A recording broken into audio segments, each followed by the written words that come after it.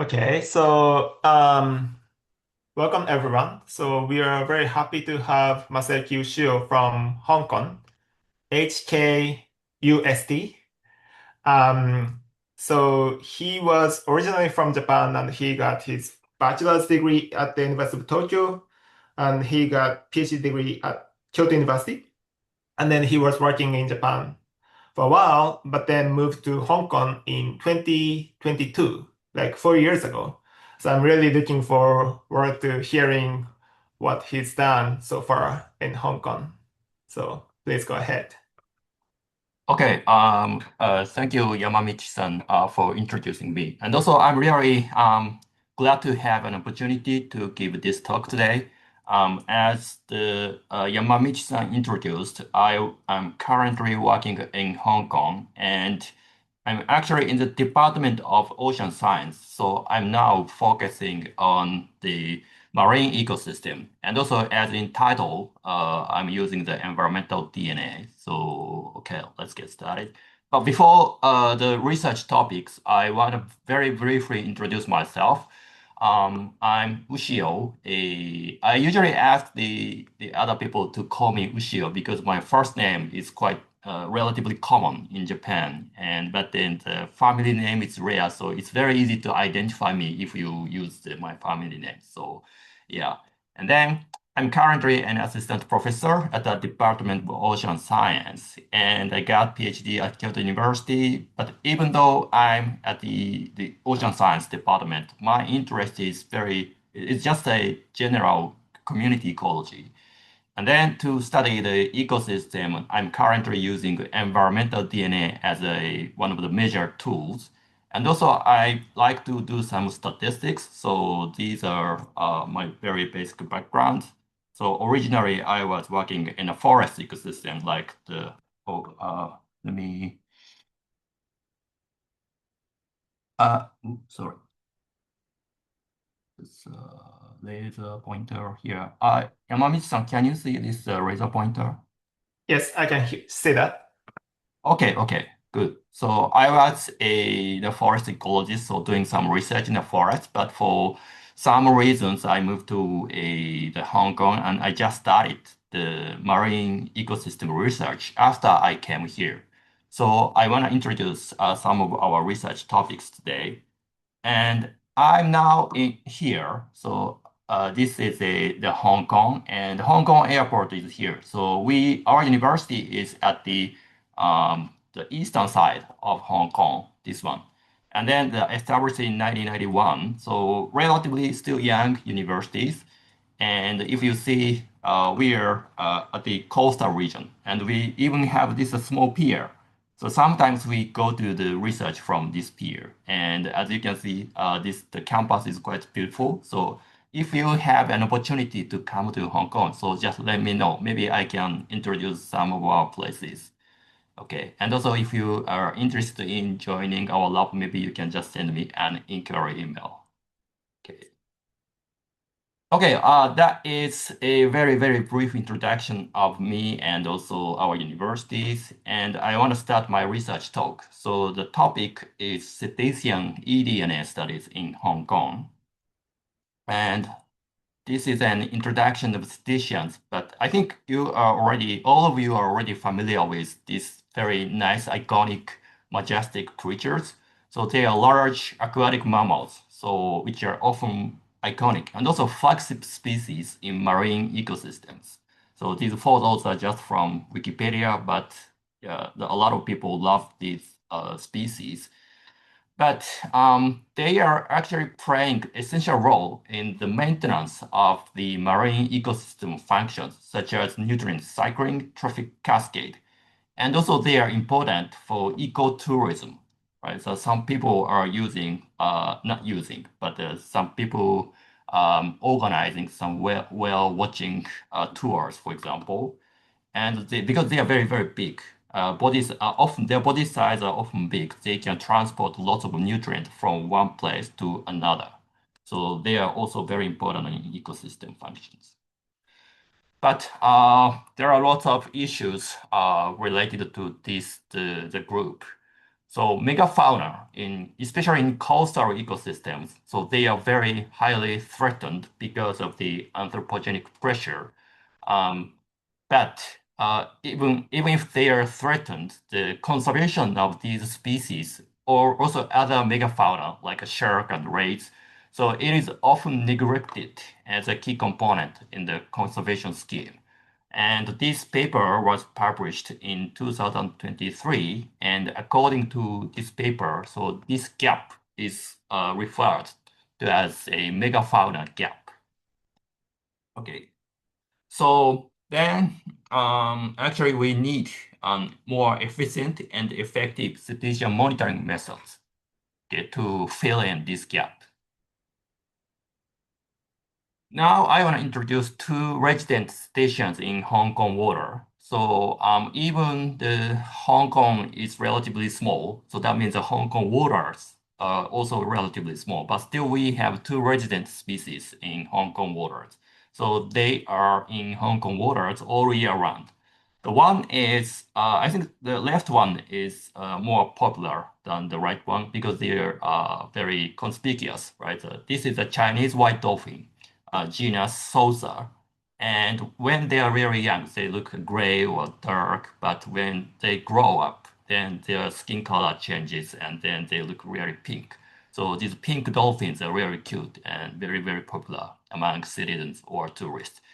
And another species is this finless porpoise. This species doesn't have dorsal fins, so it's a little bit difficult to find. And also, these species are probably more active in during nighttime, and also a bit more shy than these white dolphins. So it's a little bit difficult to find. But we have these two resident species, cetaceans in Hong Kong water. So because both of them are threatened species, the Hong Kong government or the specific department, they are monitoring the population dynamics of these two species. The left one, the Chinese white dolphin, how can I, maybe, yeah. This is the Hong Kong airport and Hong Kong Island. So this is a very, very urban place and popular the tourist spot. So a little bit far away from this Hong Kong island, but the Hong Kong airport and this Chinese white dolphin is mainly living on the western coast, western side of this Lantau Island. So this point indicates the locations where this Chinese white dolphin was observed. And then the finless porpoise, their distribution are slightly different. They occupied mainly the southern area of Hong Kong waters, like this. Yeah, these are the basic information about the two species. And they are not only for the ecosystem functions, they are also important for ecotourism. This is an example. This again, this is a Hong Kong, the Hong Kong Island is this one. And this is a Hong Kong airport. And there is a small village called Tai O. And there are dolphin watching boat. And if you pay the 40 Hong Kong dollars, so this is slightly less than 1,000 yen, and you can take a boat, and it's usually about for 20 minutes. And if you are really lucky, then you can see the Chinese white dolphin. I tried this boat twice, but I saw nothing. So, but still worth trying. So if you have an opportunity, you can just try. Okay. Okay, after I came here, so I was thinking about how I should do, and at the time, my main research tool was eDNA analysis or statistical ecology. So I found that these two species are really threatened, but still the Hong Kong people really like to conserve these species. So I decided to start the eDNA analysis of these species to complement the traditional survey like a direct visual observation. So many of you probably are already familiar with this eDNA analysis, but I just give you a very, very brief the background, the introduction. So definition, the eDNA, what the eDNA? So eDNA is a complex mixture of genetic DNA from many different organisms found in an environmental sample. So that means eDNA can be extracted from soil, sediment, water, air, feces, and many other type of samples. And some studies include intracellular DNA, so that means microbes. And others do not include this intracellular DNA. So the pharma definition, I usually call this a broad definition. And the latter one is, I usually call this a narrow definition. So this narrow definition usually includes macroorganisms only. And today, at least in today's talk, I will use the latter definition. So I will mainly talk about the eDNA from macroorganisms. And then the eDNA analysis is highly sensitive. Just maybe it's because of the development of DNA sequencing technologies, and also a low time and labor cost, at least under field conditions. So we just need to collect water samples, right? But we still have to do a lot of work in the lab. Also, we have to do a lot of bioinformatics. But at least under field conditions, the time and labor cost is relatively low. And also, we do not need a taxonomic identification scale. So still, we have to learn how to identify species based on sequence. But the technique can be applied to any types of organisms. So that is quite different from morphology-based species identification. And I want to introduce two major methods. Actually, this field is being rapidly developed. So there are lots of other methods, but still, I believe these two methods are major ones. So anyway, we have to collect water samples, the environmental sample. In case of aquatic system, that is usually water sample, right? Then we do the DNA extraction, and we can choose either or both methods. One is a qPCR, quantitative PCR, so which usually analyzes the single or a few species, but it can quantify DNA concentrations. The second one is the eDNA metabarcoding, which analyzes many species at the same time, but the quantitative capacity is usually low. And then we have the sequence analysis or ecological statistical analysis.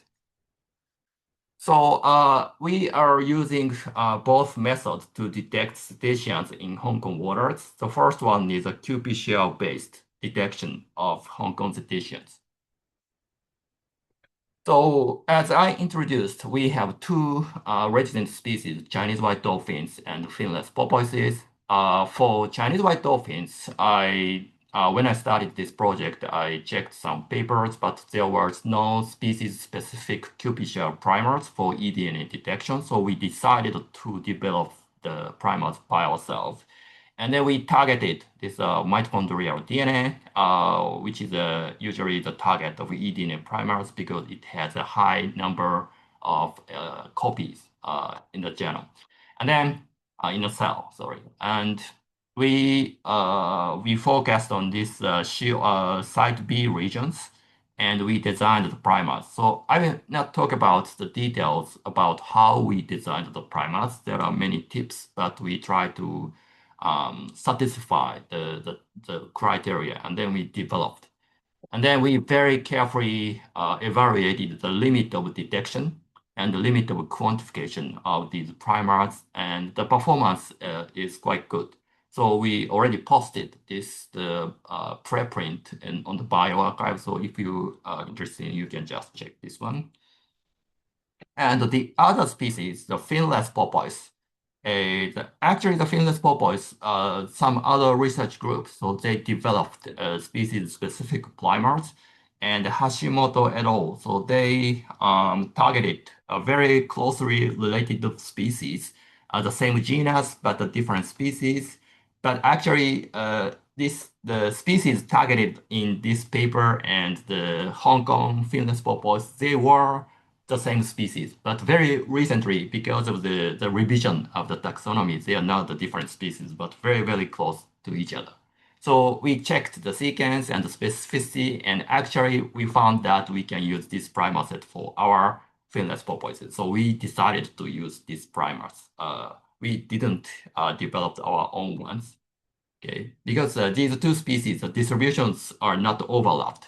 So anyway, so we do not need to worry about the misidentification or the false positive detection of this species. So we also evaluated the limit of detection and the limit of quantification. So these values are quite good. So we also posted the preprint on the bioarchive. So then we decided to do the field survey. So we went to the western region of the Lantau Island. Here, this one is a Hong Kong airport. So the survey was done the July, almost 2 years ago already, and also January 2025.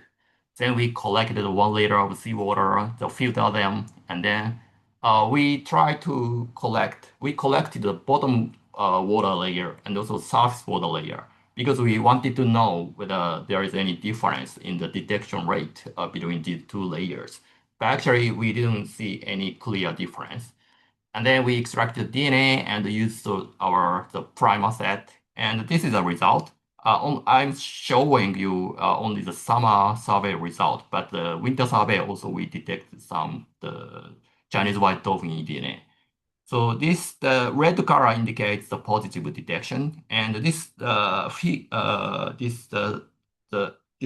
illustration. So in the Chinese white dolphin picture indicates that we actually cited the Chinese white dolphin individual when we are doing this survey, and then we detected eDNA from surface water sample and also from bottom water sample. And this is a video. Actually, this is in 2026, but you can see, oh yeah, this one, the Chinese white dolphin.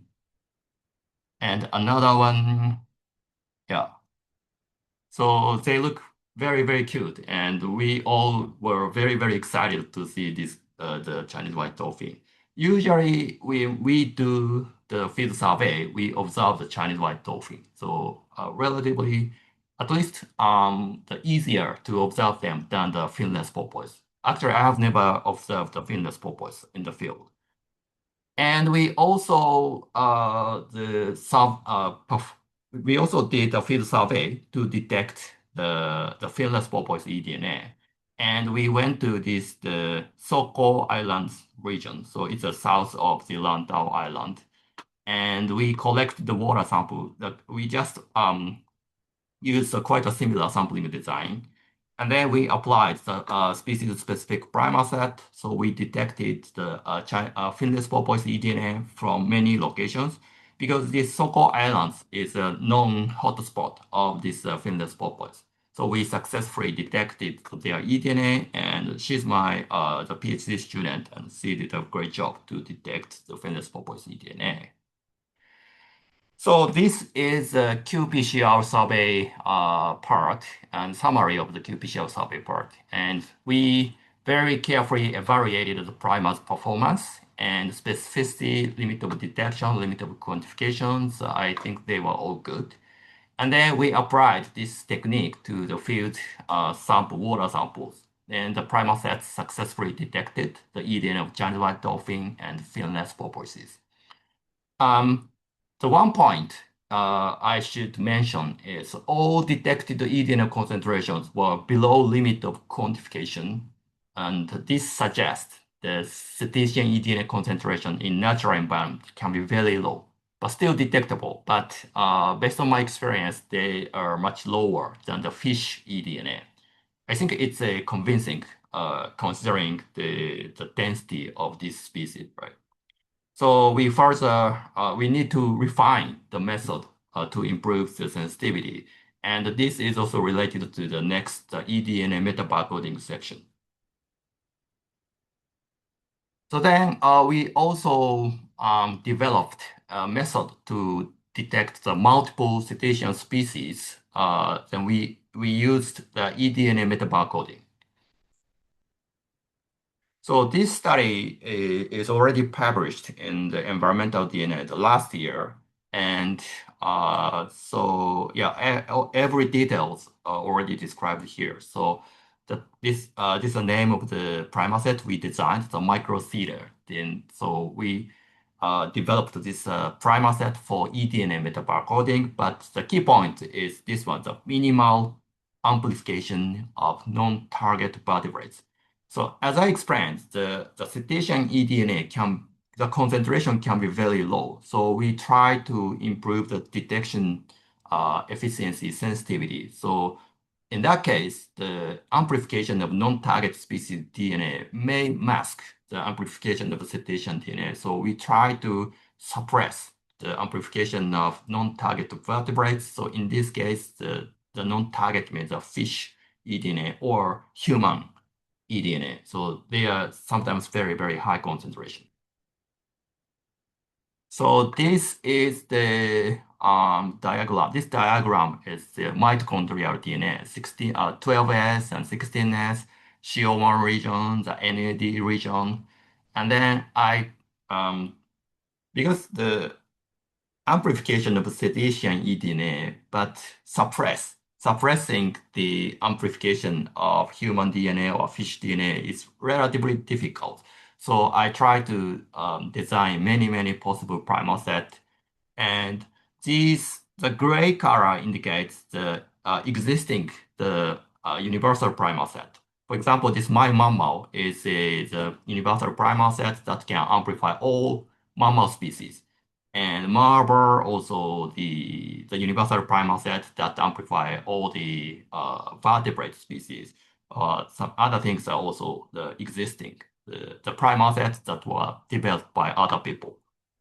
And all the other primal sets were designed by me, and I tested the performance of these primal sets in silico. And based on the result of the in silico analysis, so we eventually chose this microcedar primal set for empirical validation. But before that, I want to introduce some of the results of the in silico analysis. So for example, this one. So we tested how many species will be amplified if we use the primal set.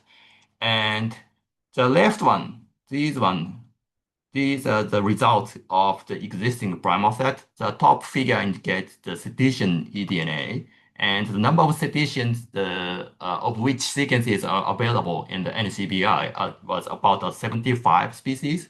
So we tested the amplification in silico, and then the existing primal set, they are usually just a vertebrate targeting primal set.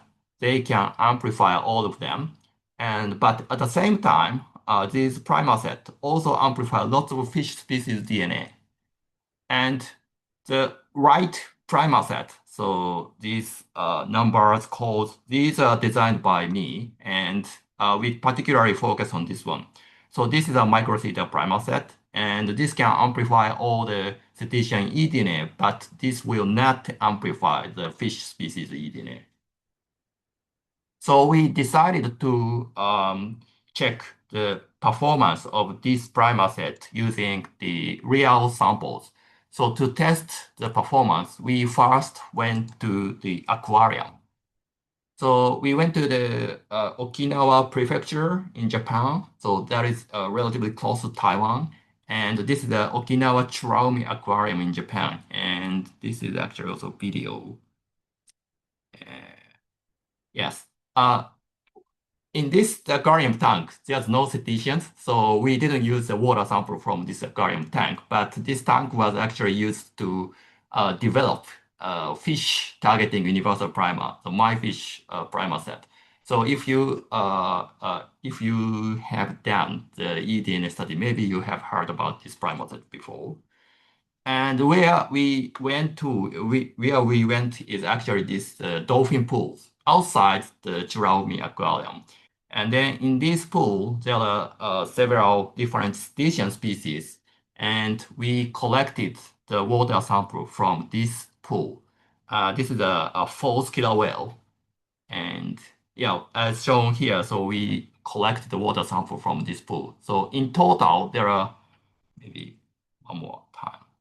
This individual really like to get close to human, so he want to be touched by the human. So he just maybe want to play something. And then we went to the 7 dolphin pools and we collected water sample from each pool. And of course, we exactly know what species are living in that pool. So in total, the Churaumi aquarium housed 5 different dolphin species: the common bottlenose dolphin, the Indo-Pacific bottlenose dolphin, false killer whale, one in the video, and then pygmy killer whale and rough-toothed dolphins. And these 5 species were kept in the pool, in the 7 pool. So you don't need to care about the name of pool, but these 7 pools, we collected the water sample. And this color indicates the dolphin species living in that pool. And then we extract the DNA and we amplify the DNA and sequence them. And this is a result of the microtheater primer set. And we did, for example, from this main pool, we detected the common bottlenose dolphin DNA and also the false killer whale eDNA. And it's the North Lagoon pool, so we detected the Indo-Pacific bottlenose dolphin DNA. So in summary, we actually detected all the dolphin eDNA from pool. So then we finally decided to apply this primer set for the real field water samples.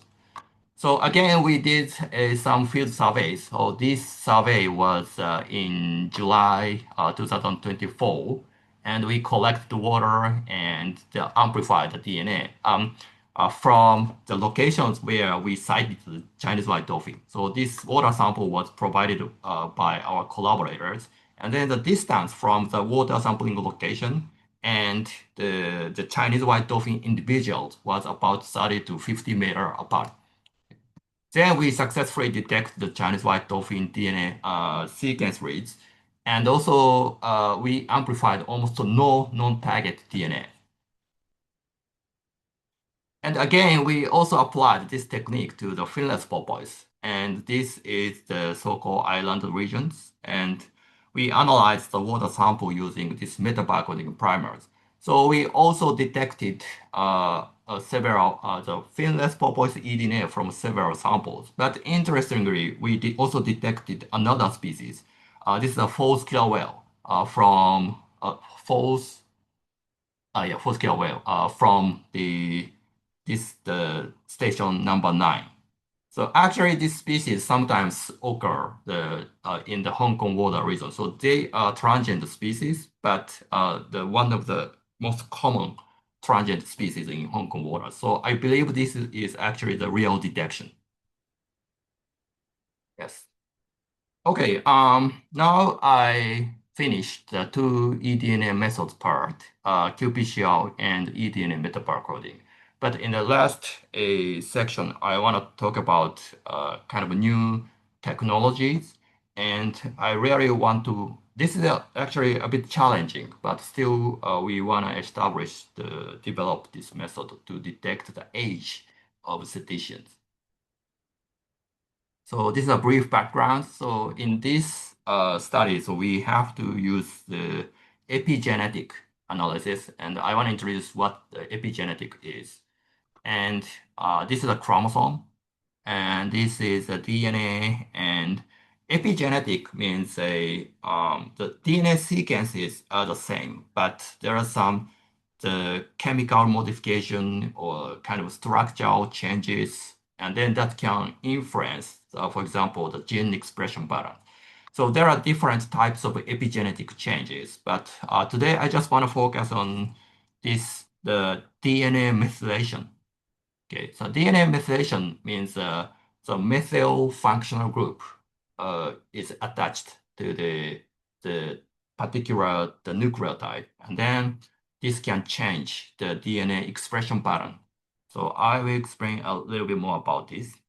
And there are different types of DNA methylation, but I want to explain a particular type of DNA methylation. So that can usually occur in cytosine. So this is a cytosine usually described as a C in the DNA sequence, right? A, T, Z, C. Then this DNA methylation occurs the cytosine only. And then this is a normal cytosine structure. And if the position can be is methylated, so the chemical structure look like this. So this is a methylation. And then in mammals or other animals, this cytosine methylation can occur at the CZ site. So if you find the sequence of CZ, and then that is a potential sites where methylation can occur. So sometimes we call this site a CPZ. And within the DNA sequence, if you find something like this, so this C may be or may not be methylated. So usually, so far, this DNA methylation or other epigenetic change, they have been studied to identify the cause of disease uh, in the medical research. So if you look for, if you Google the DNA methylation, and then you can probably find lots of medical papers, like a cancer or some other disease, and then other epigenetic change also related to the disease. But recently, the people found that, actually not so recent, but the other people found that the DNA methylation and other epigenetic changes have can be used as an indicator of age. So, for example, the study. This is a kind of not the review, but meta-analysis, or this paper collected lots of data and show the relationship between DNA methylation and mammalian age. And then they show there is a universal relationship between age and DNA methylation rate. So I will show you some example from that particular paper. So this is a human x-axis. So this is a chronological age, the actual age. And the y-axis is the age predicted by the DNA methylation. As you can see here, by the way, the different color just indicates the tissue sample. So you do not need to care about that. And then you can see there is very, very good correlation. The correlation coefficient is over 0.9. And also in the paper, the example from dolphin, the bottlenose dolphin is also shown. And then again, the x-axis is actual age, and y-axis is age estimated by DNA methylation. Again, the correlation is quite good. So inspired by these papers, I tried to develop a method to estimate the cetacean age from DNA methylation. And some other eDNA researchers also focus on the DNA methylation. And there are a few examples of tank experiments. So for example, in this tank experiment, they kept some fish individuals of which age is already known, like from 7 to 28 days post-hatch. And then they collect the water sample from the particular tank. And then they measured the DNA methylation and constructed a statistical model to estimate the age of this fish individual. And then the result actually surprising. So x-axis, the known days post-hatch, right? So this is not year, this is the days. And then the y-axis is predicted days using some statistical model. And then again, this prediction is quite accurate. And another example is also from a tank experiment. And then they measured the methylation rate of different tissues, also eDNA. And yeah, interestingly, they found that the eDNA methylation rate is quite similar to skin, brain, or testis, but the young tissue, like ovary, so they have a lower DNA methylation rate. So again, this suggests that the DNA methylation rate can be used to estimate age, and accuracy is quite high. So, but as far as I know, all the eDNA the eDNA methylation studies, so they were conducted in the tank system, the aquarium tank system, and no study detected the eDNA methylation rate from field samples. It's technically challenging. So we decided to start from the tissue sample. Yeah, oh, by the way, but I believe that DNA methylation is quite useful and has a huge potential. So we just wrote a perspective paper in the communication biology. So my MPhil student, so he wrote this perspective paper. So in this paper, we discussed the potential of DNA methylation towards a functional ecological monitoring. So if you are interested in the details, so you can just check our recent perspective paper.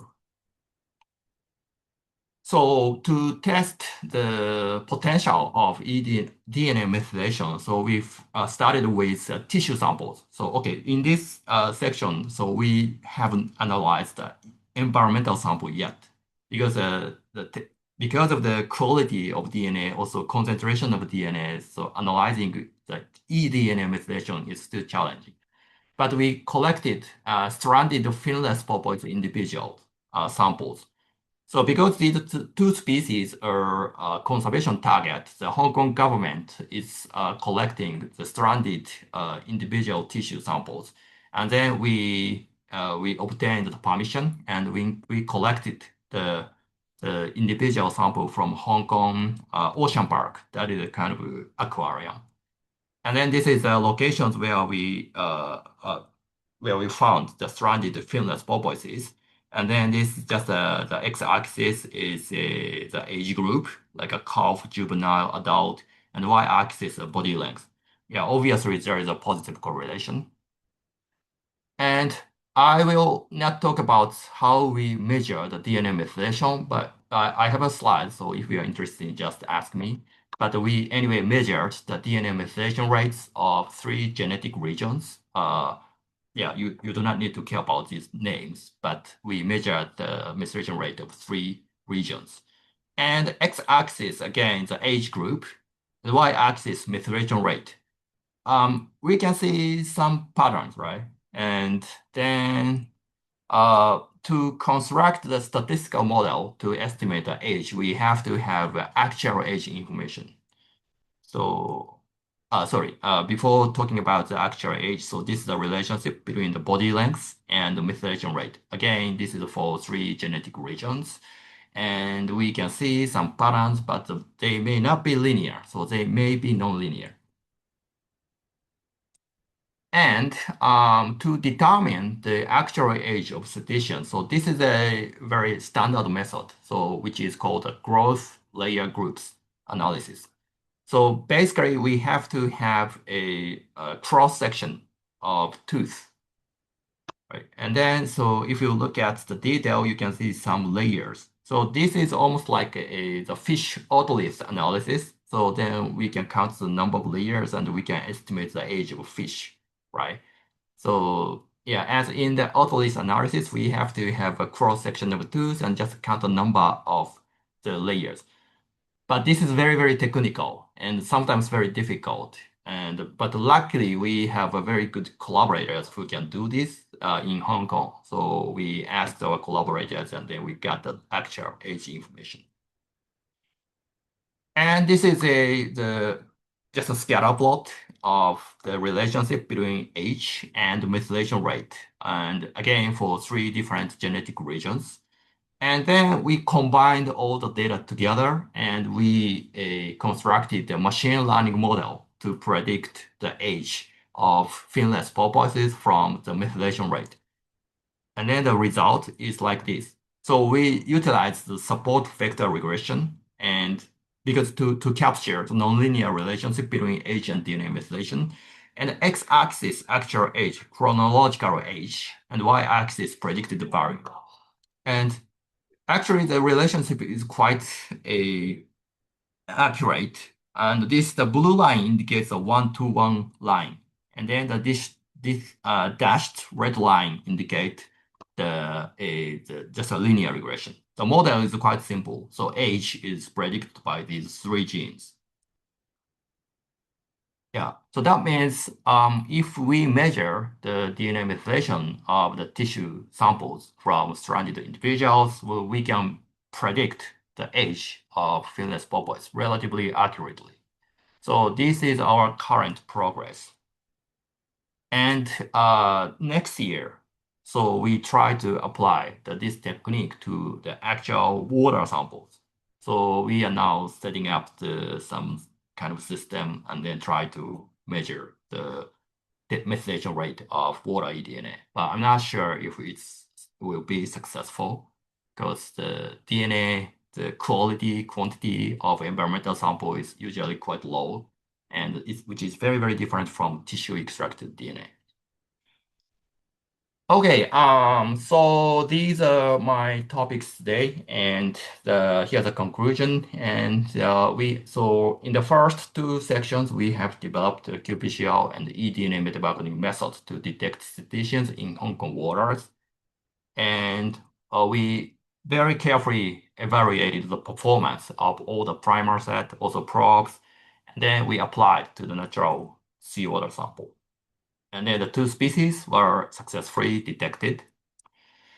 And the third section, so I talked about the how to estimate the age of cetaceans, and we from tissue DNA, so we successfully estimated the age, but now our next target is eDNA.